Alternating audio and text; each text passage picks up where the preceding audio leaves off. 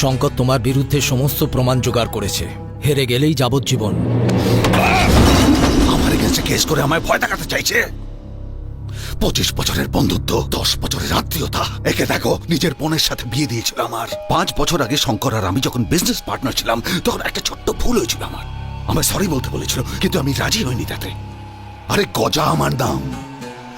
আমার দুর্বলতা খুঁজে আমার বিরুদ্ধেই ব্যবহার করতে চাইছে। কি ভেবেছে আমি ভয় পেয়ে যাব? যদি আমায় জেলে যেতে হয় তাহলে ওকেও আমি ছাড়বো না। হ্যাঁ গো, শুনছো? দাদার সামনে একটু মাথা নত করো না। আমি মাথা নিচু করবো কেন?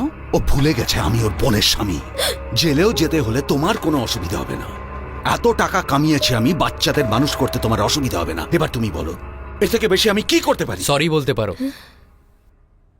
শুধু সরি বলতে হবে। ভাই কেন সরি বলবে? কেন সরি বলবে? সব ব্যাপারে তুমি কেন নাক গলাবে? এটা